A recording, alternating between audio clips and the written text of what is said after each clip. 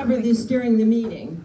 It is something for you to look at. It is not inclusive by any means, but it is something for you to look at to see the kind of progress that we have been making during COVID, even though the church was closed, and things that have been happening. Just so you know that there's been a lot going on, and of course, all of you here have been responsible for all of these things that have gone on. But we wanted to sort of list these for you so that you would have an idea. And as I said, it is nothing, it's not all inclusive. We did the best we could just to let you know.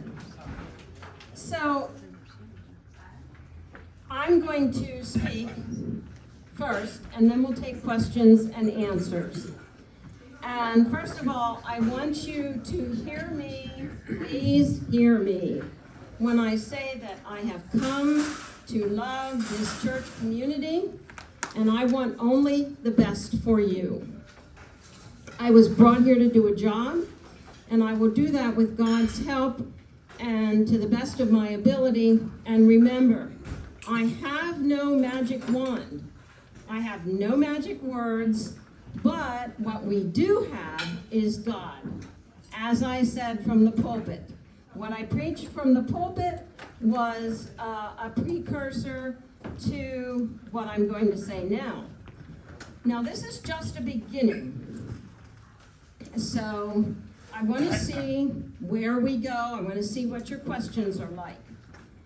Now, as I said in last Sunday's sermon, it's quite difficult to adjust when we find ourselves in a place where we had not planned to be, or in a situation that we had not anticipated. We must remember that God, through Christ Jesus, is always with us on the journey, wherever it leads, so we have no reason to give up. We have no reason to be disappointed. We have no reason to give up, because this is growth. This is transformation. As God said through Jeremiah, we need to hang on to who we are and whose we are. We need to bloom where we are planted, and that's what I am trying to do. So God will see us through. God, through Christ Jesus, will see us through, and that's what faith is about. So our journey is one that is fluid and changing. This is going to be a fluid and changing journey. What I'm going to say today is just a beginning. It's just a beginning. Now, I know it seems to you as though you have been unsettled for a very long time, and you have.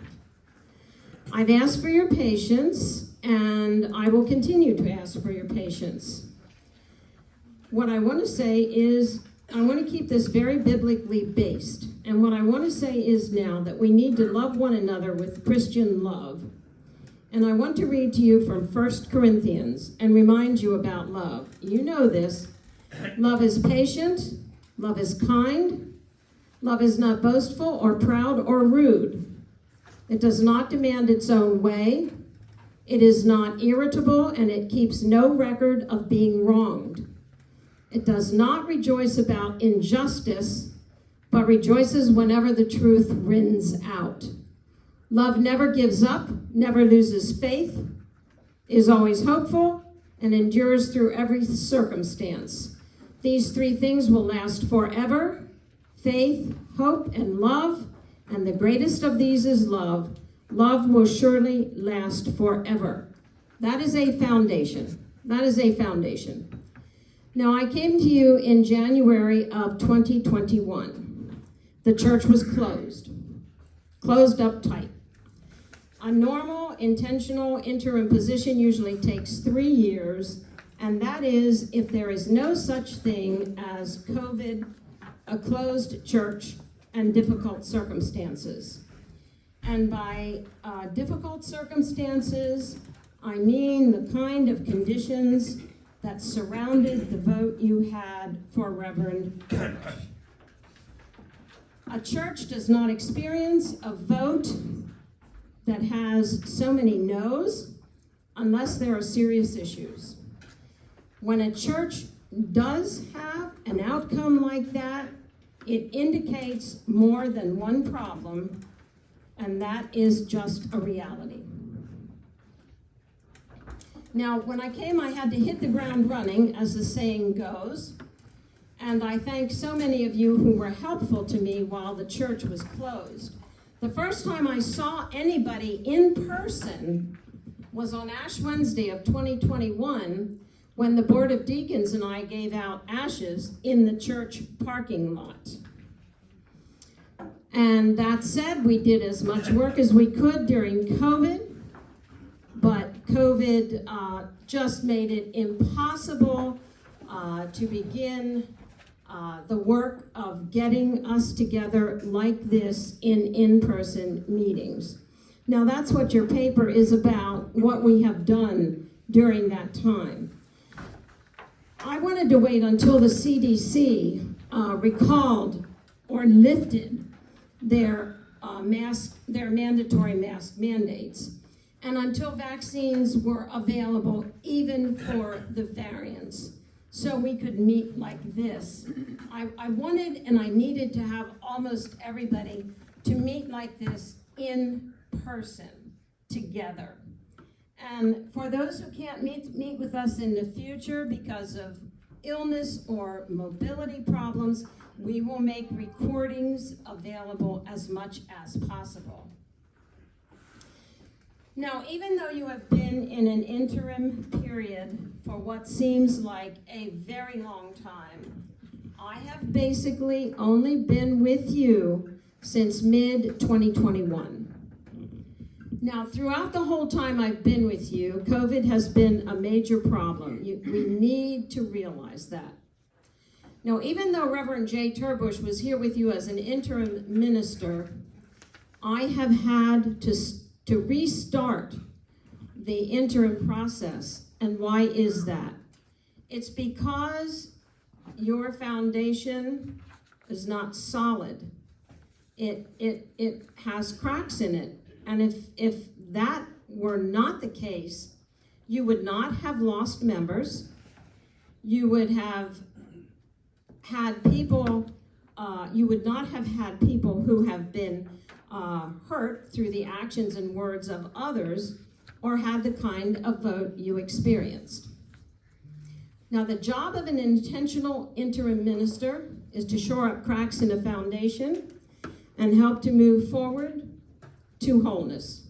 Sometimes it's not a popular job. I've told you that. It's not a popular job, but it's not a popularity contest. It's a job that brings you all to wholeness. Now, we will have at least one more meeting together like this. Maybe not with luncheon, though, which was absolutely fantastic. And then, after we have at least one more meeting like this, we will begin small group work. We may need to have 2 more meetings like this. It depends on what you ask me. It depends on what happens here today.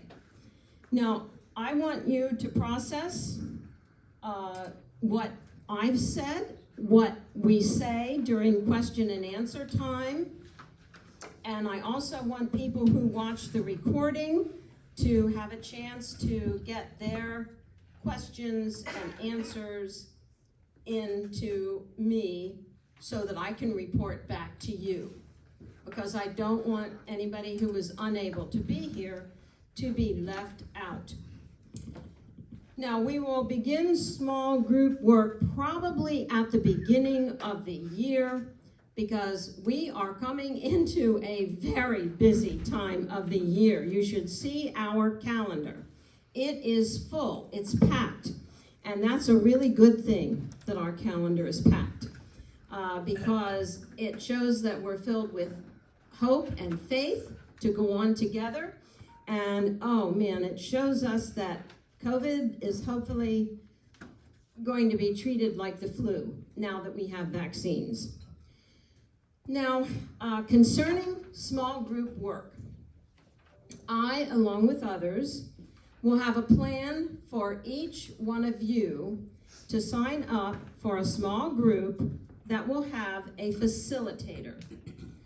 We want no more than 10 to 12 per group, because it makes it too hard to handle if there are more than 10 to 12 in a group. The first series of group meetings will be about the past, and I will provide some topics for discussion. Now, we're not going to dwell on the past. We're not going to dwell on it, but there are a few things that need to be discussed. We will only have each group meet once about the past, just once. Facilitators will take notes, and then we will bring the notes back to a meeting like we're having now with everyone, and we will see what the result of those meetings has brought to us. And then what I'd like to do after our discussion and some resolution, I would like to have a small ceremony to put the past in the past. We'll honor the saints who have toiled and worked for so many generations to bring us this wonderful church and this church community. Because of them, we have been empowered to bring God through Christ Jesus to so many generations. And because of them, we will be able to continue that. So we will then move on to small group meetings about the present. That will follow the same format, but we will have more than one meeting with each group. Now, after the present, we'll follow the same format. Facilitators will take notes, we'll come back together, we'll discuss, and we'll see where those discussions lead us. And then after that, we'll have small group meetings about the future, or what I like to call the present future. You know, not too far in the future, the present future. So sometime between speaking about the present and the present future, we will slowly begin the educational process concerning becoming open and affirming. We need to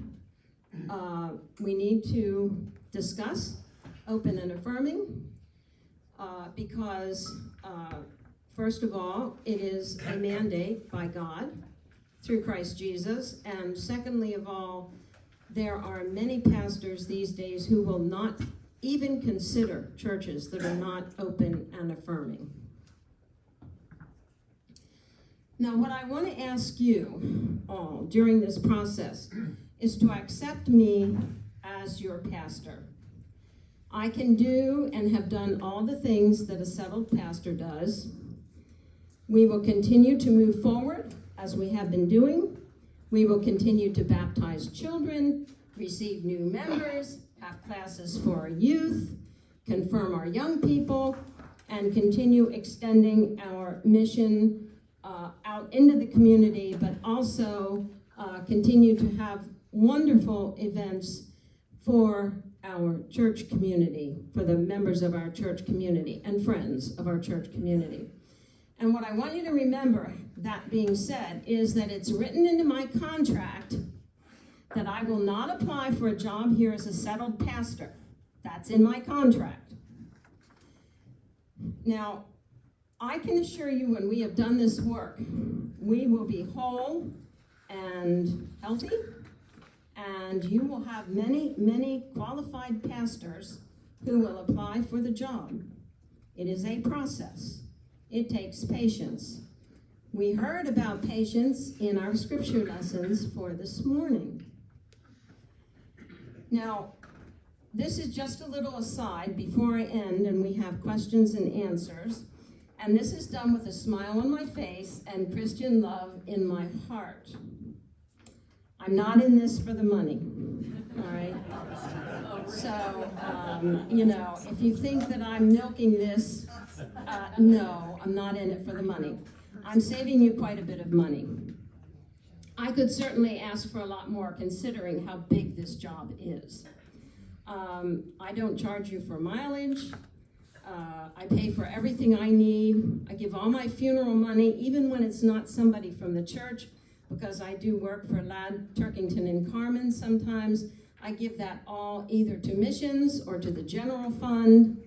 And so, you know, by doing that, it's my hope that we can get back on a sound financial footing before your settled pastor comes on board.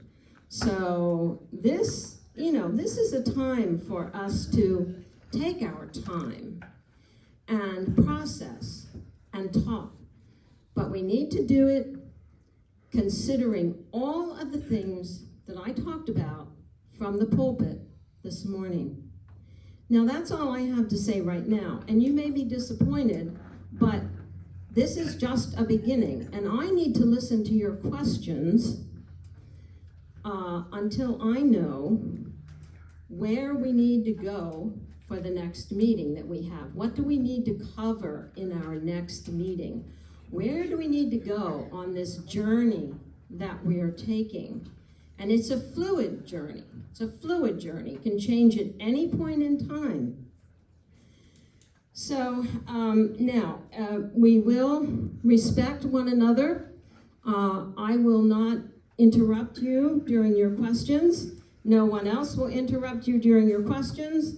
And if I can answer the questions, I hope nobody interrupts me. And then I'll give you a chance if you want to comment. So, all that being said, who has the first question? Can you stand up, Marcia, please? I like the idea of the small group meetings. Do you have, just for you personally, a sense of the general time frame for all these meetings? No, I do not. I want to see how the next, and that's a good question, Marcia. Thank you for that. Joanne, can you use the mic? Mike. Thank I'm you. sorry. Can you repeat the question, please? Okay, yes. Marcia said, do I have a good, General time frame. do I have a sense of a time frame for these small group meetings? And I have answered, no, I really don't. This is such a fluid journey. I need to see how are these meetings going to go? When we have a next meeting, how is that going to go? How did this meeting go? What is it that you want to know? What is it that you want to learn? How do you want to grow? There are so many things to be considered that's why I said it's a fluid journey that can change at any time. And so, Marcia, that's a really good question, thank you, but I don't have an answer for you. We're not going to start the small group meetings until after the holidays, because I think that we all are just, with the farmhouse fair and everything that's coming up, believe me, our calendars are full. But I'm hoping to have another meeting like this if we need it. But as I said, it won't be a meeting with food unless you want it that way. Which you can always let me know, because the carrot cake was very good. I'm always up for carrot cake. So thanks. Did I answer that enough? You answered that question, but I have a second part. Okay. So once all these meetings are done, is that when we start the process of open and affirming? Thank you.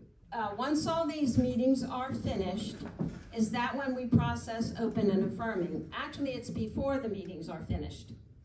I figure sometime in between the meetings for the present and the present future, we can begin our educational process about open and affirming.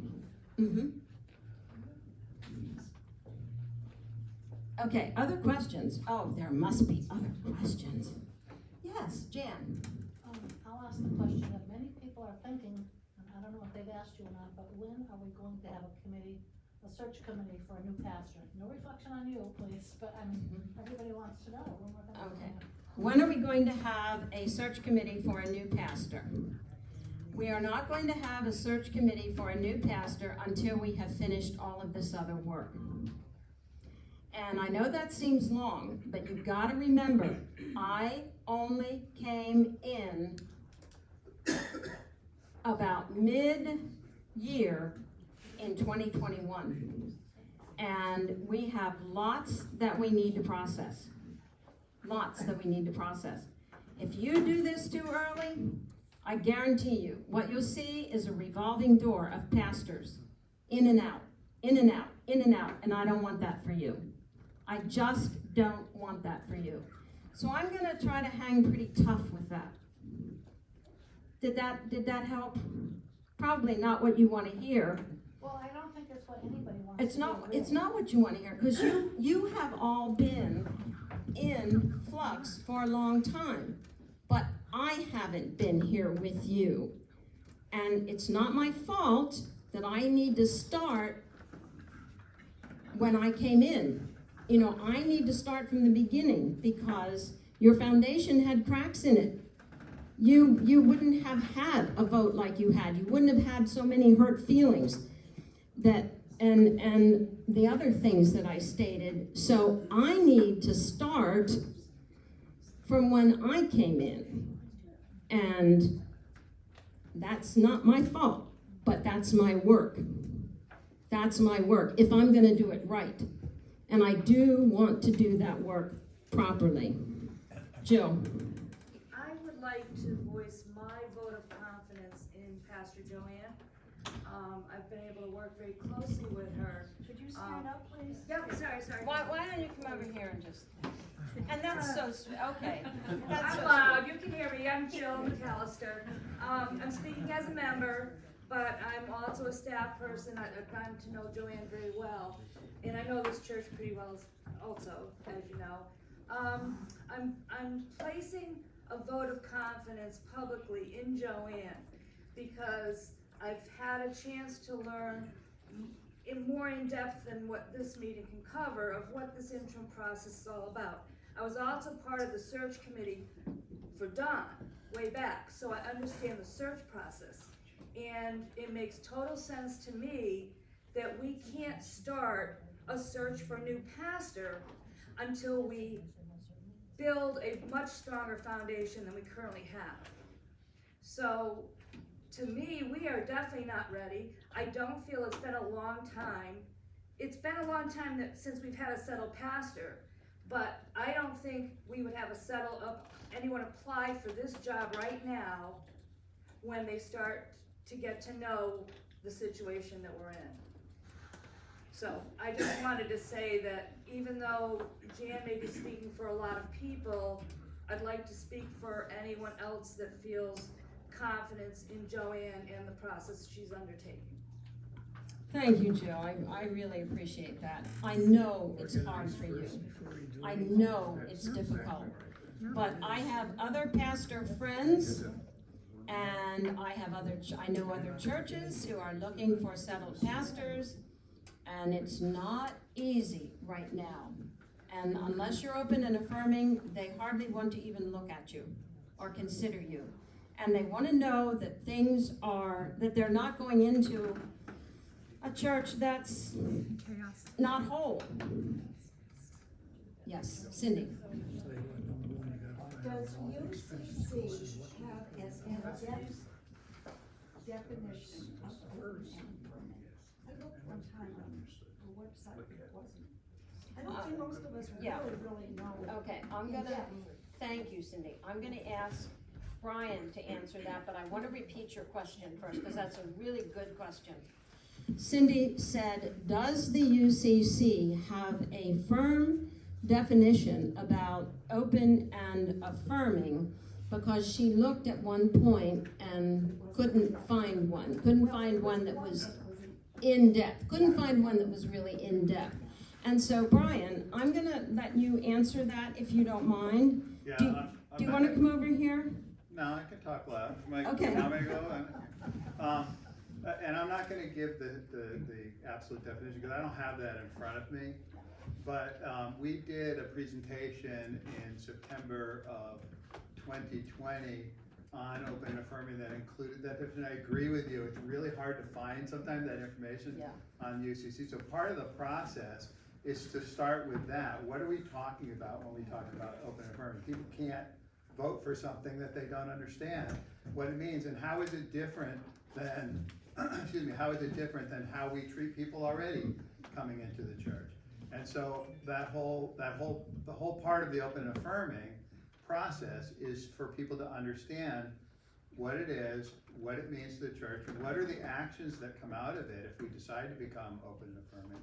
And then ultimately come to a vote where the church decides whether we become open and affirming or we don't become open and affirming.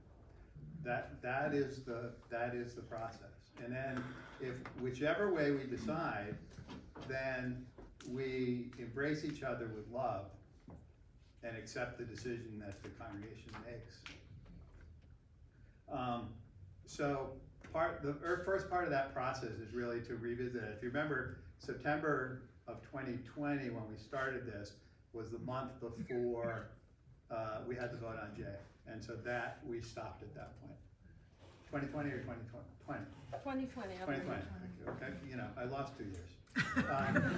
But that, so we really did make a start, but that is, to me, that's the biggest part of the process, is explaining what it is, why we think it's important, and then importantly, what does that mean for the actions that come out of this church? What do we do as a result of saying that we're open and affirming? It's not just a statement, it's actions that come out of that.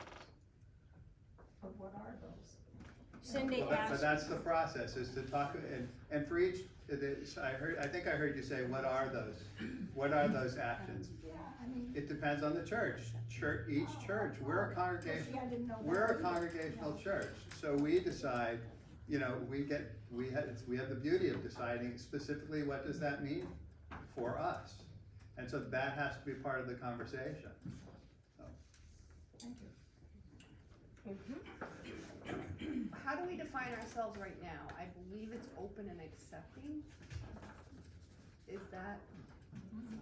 When I was don't- Having conversations with Dawn, I believe that's what we called ourselves right now at this moment.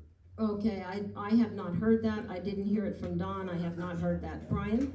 If Don was saying that, that was never anything that was part of any process, either through Prudential or anything else. So that might have been his way of defining where we were in terms of, you know, how we would treat the gay community, or et cetera, if they came in here. So that, I think that's more his definition than any formal statement. I'm not aware of the deacons or Prudential or anyone else ever making any kind of formal statement in that direction. So how do we define ourselves right now? Just what our mission statement says, we're a welcoming church. So it doesn't say anything specific to the open and affirming process.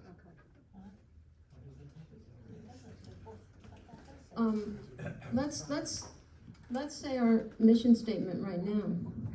We are a nurturing and dynamic community called by God's grace to know Christ and to make Him known through worship, love, and service. Thank you. I asked worship visioning team to do that from memory. Every now and then, though, I see them tweaking. Okay, I saw Marcia's hand up, and then I'll come to you, Jen. But Marcia? I just wanted to also answer her question about, I found on the UCC website, open and affirming is the United Church of Christ designation for congregations, campus ministries, and other bodies in the UCC, which make a public covenant of welcome into their full life and ministry to persons of all sexual orientations, gender identities, and gender expressions. And then how we do that is the educational process. Thank you, Marcia. Could you all hear that? Yes, and that is basically what we preach from the pulpit. That's what Lee teaches. That's what I preach from the pulpit. That's what I teach with Lee to our young people, because that's basically what the Bible says when it says, love your neighbor. Doesn't say love this neighbor and love that neighbor. It says love your neighbor. And since God created everyone and did a pretty darn good job of it, I don't think we should second guess God. I'm not going to. I can tell you. Because when I get up there, I want to be welcomed with open arms. So thank you for that, Marcia. Appreciate that. Cindy, did that help you? And as Brian, and thank you, Brian. As Brian said, this is fluid. This is a fluid trip. It depends on where we want to go. It depends on you all as a faith community. It's dynamic. It's fluid. But at the same time, it offers growth and transformation and nurturing. So now, Jen. I had a question about the different groups that you were referring to. I wasn't sure if there was already some determination of what their focus would be, or if that is all dependent on our questions. That's a good question. Jen said that she wanted to know what we have planned for the groups, or is that dependent on our questions? I have a good idea of what questions I'm going to suggest. There are two things that I want to put in the past, and those you will discuss. So we have not yet had facilitators. I will put that call out for anyone who wants to be a facilitator. We'll put the call out for people to sign up. And when the groups are together, 10 to 12 groups, you can meet here at church. You can meet in people's homes if you wish to. Whatever date would suit. It's hard to get people together, so it's not going to be an easy thing to do for 10 to 12 people. And I will always try to be present with you. So, and it will be past one group meeting about the past. I don't want to dwell on the past. Like I said, only to honor our saints. And we need to be grateful to all those who came before us. Very, very grateful for all those who came before us in all churches.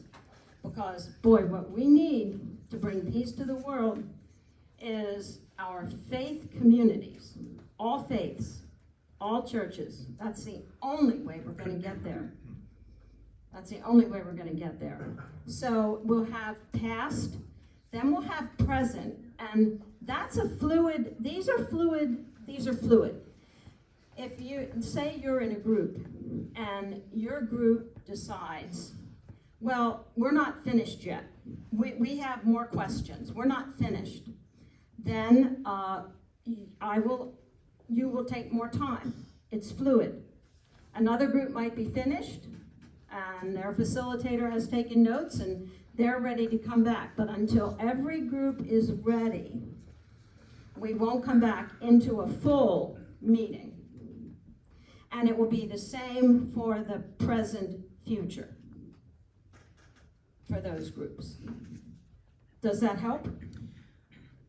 Yes, I just wasn't sure if you were looking for specific types of discussion or questions here, but I guess I'll just share my opinion. So something that I've experienced with almost since I've been here for whatever, let's say 25 years or so, is that as a congregation member, you see very one-sided of your pastor, and that's the person you get to know.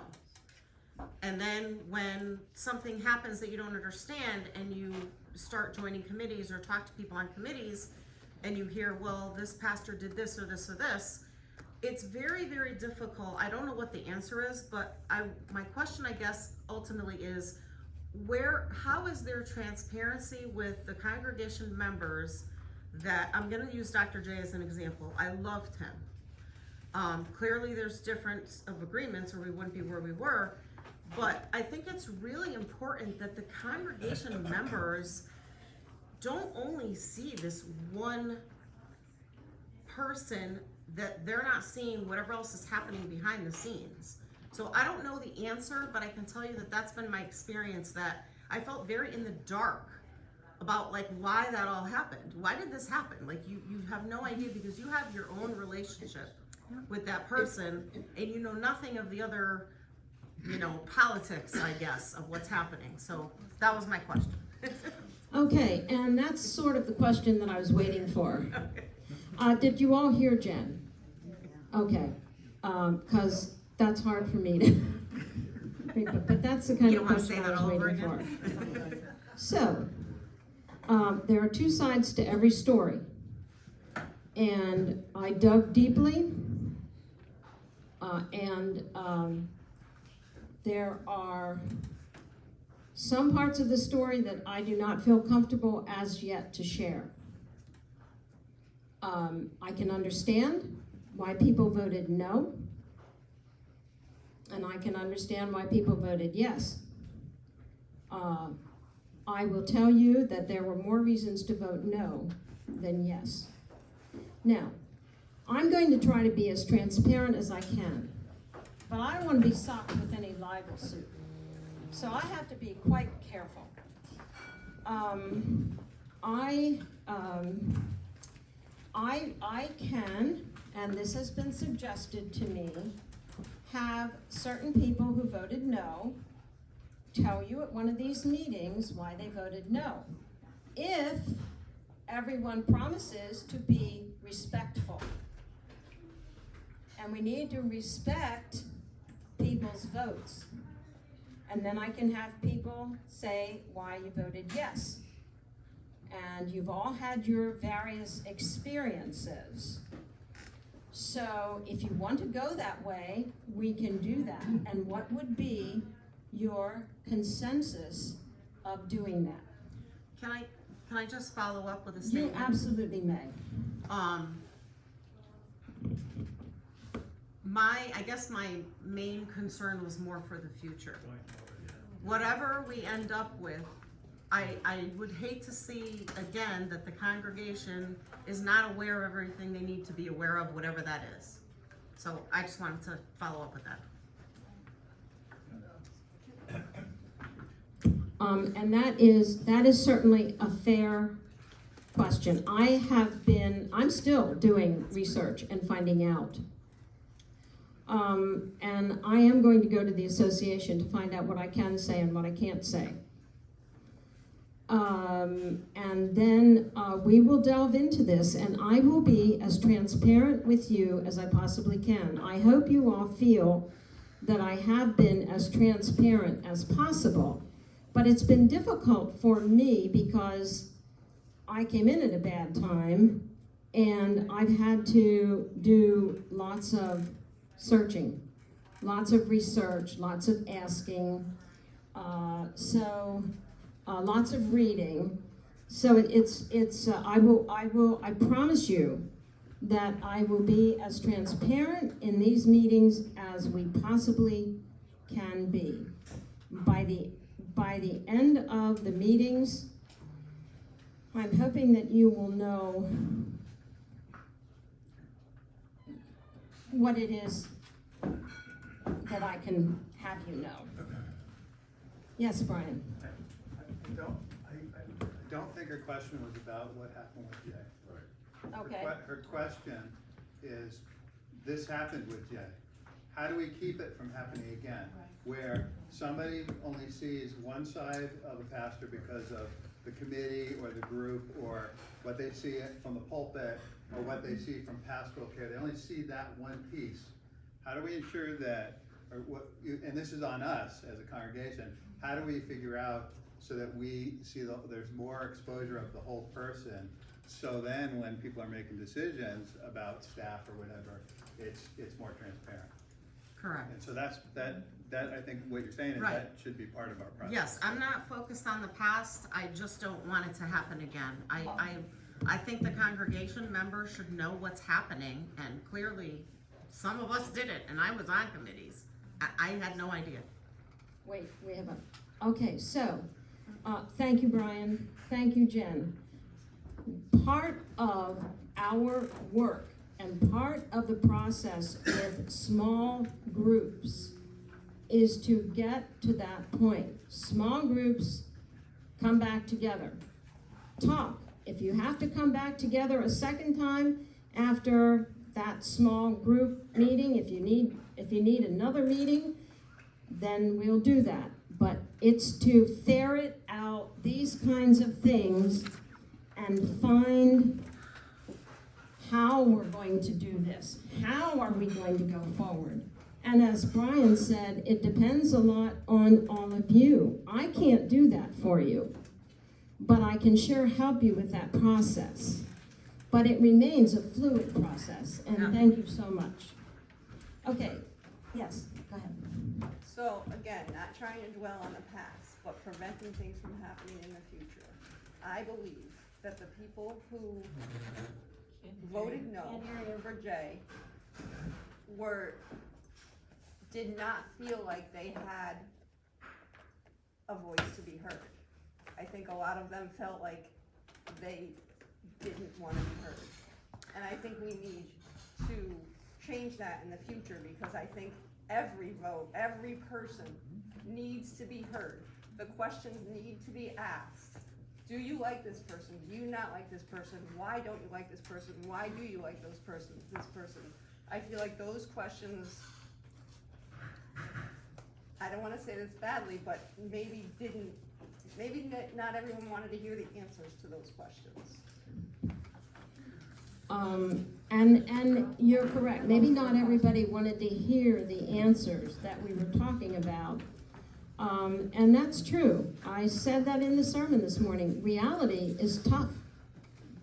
Reality is hard to hear. There's something, what was in that, I pointed it out to you, Lee, in some of the confirmation material. It talked about people only hear what they want to hear. They do not like to hear reality.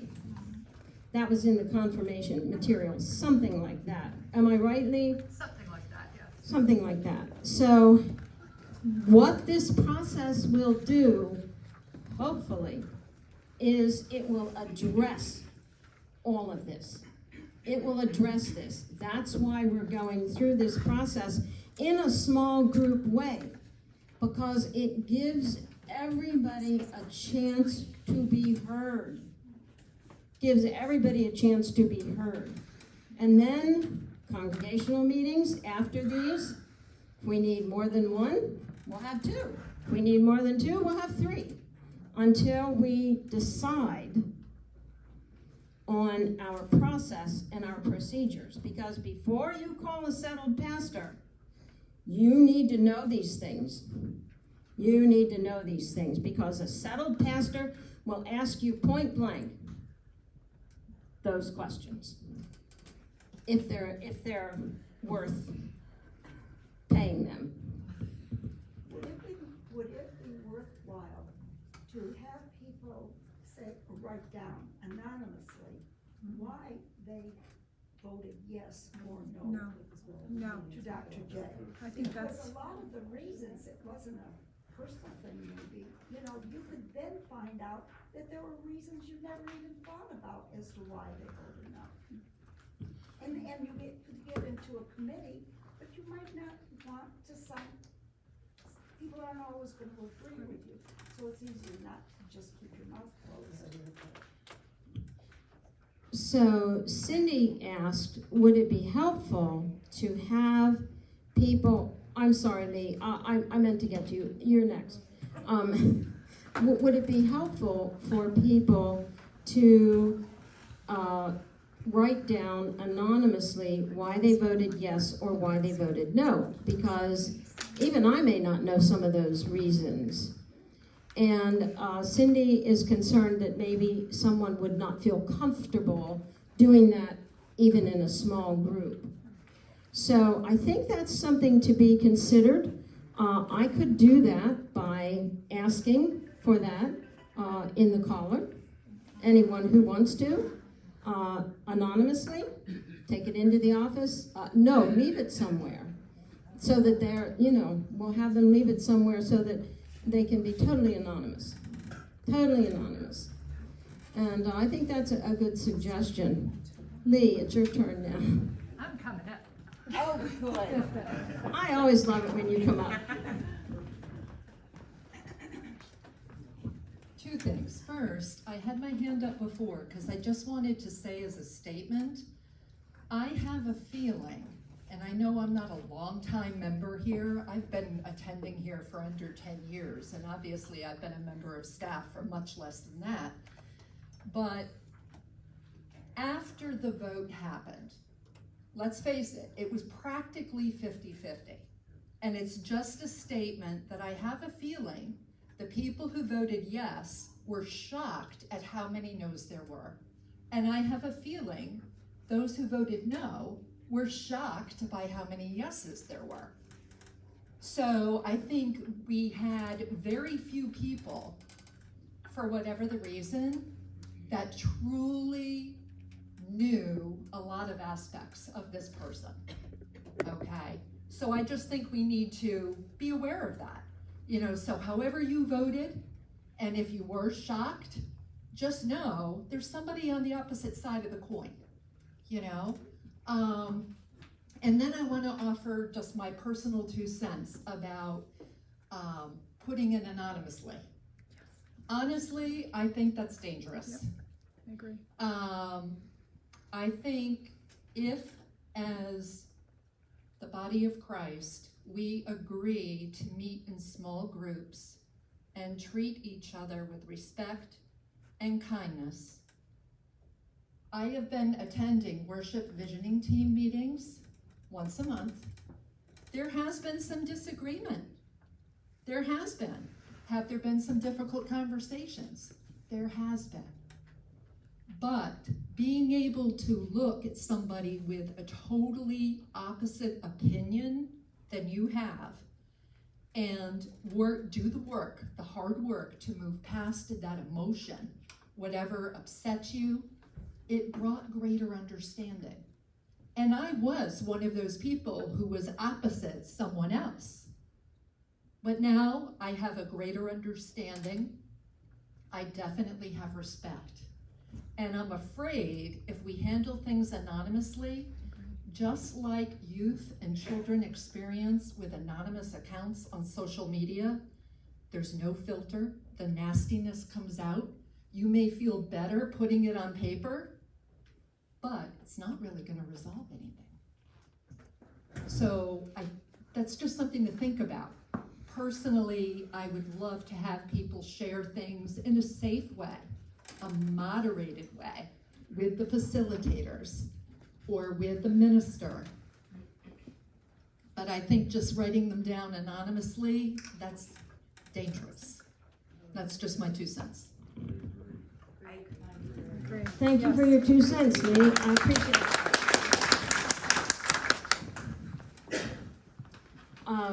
We'll think about that. We'll talk as a staff, and we'll come up with something. So, thank you. Thank you both for that. Now, did I see another hand? Yes. You wanna go first? I just wanted to say that I am in agreement. I don't think that going back and saying all these horrible things or great things about Jay is worth it. All I wanna say is that there was a lack of communication. One side didn't know what the other side was thinking, and that's what caused the problems. We need to figure out going forward how to prevent that lack of communication so that everyone knows what everyone else is thinking. Yes. And that comes by asking the real hard questions. And Right. listening to the answer. Yes.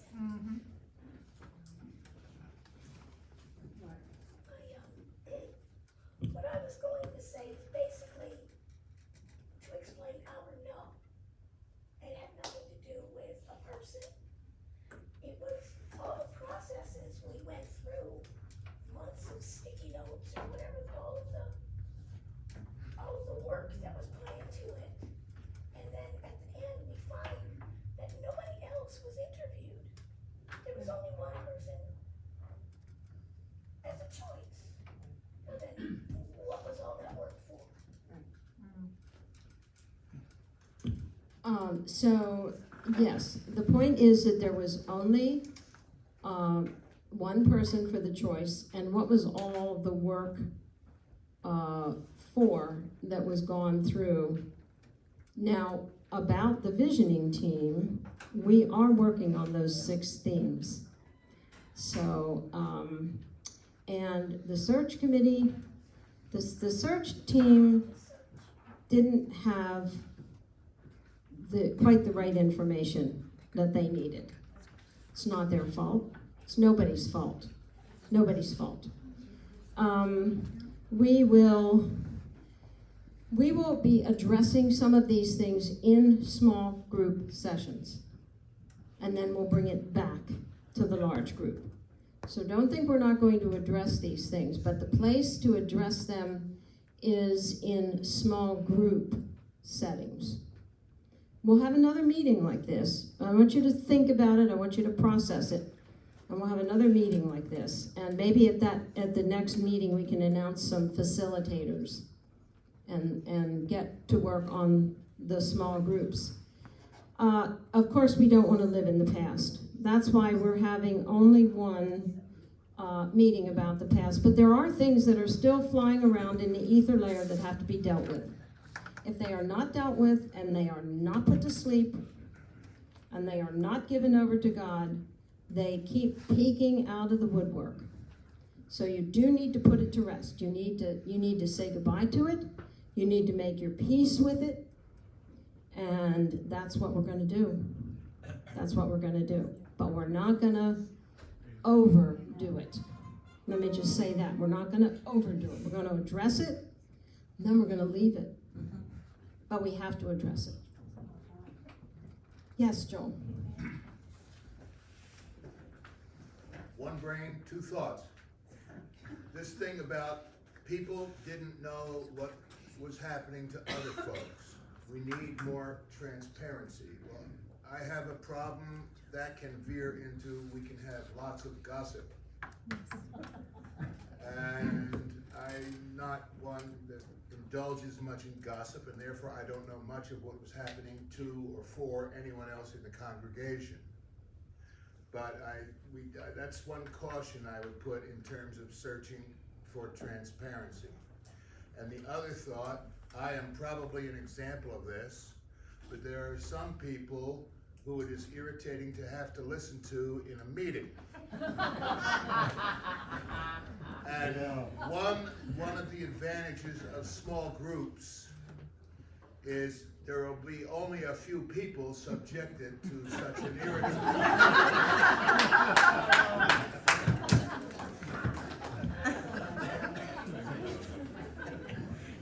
Now, Joel, you know I've had to listen to you in meetings. I said I'm an example. Thank you, Joel. Jill? On that note. So I'm pretty sure I'm one of the ones that Joel doesn't like to listen to in meetings. Even though I love him very much. I just wanted to point out a distinction between the interim process meetings that Joanne is describing and a search committee process. It's in the search committee process, from what I'm hearing, that people felt in the dark. And I was on the search committee, like I said, Peg was the moderator when we called Don, and our mantra was educate, educate, educate. And we did a lot to let the congregation know where we were each step of the way and what the process was, and why you consider an in-house person if they want their hat in the job, which is how we were able to come to the conclusion about Don.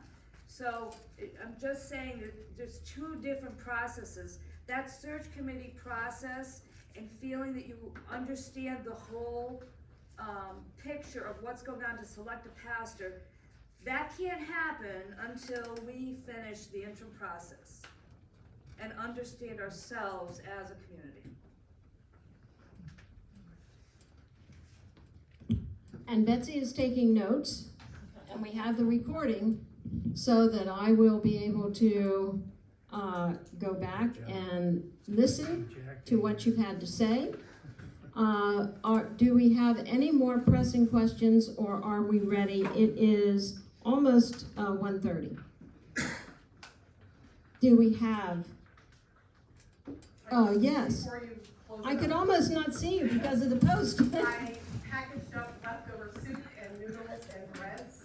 Please take them home. Wonderful. Leftover noodles, soup, and bread. Thank you so much.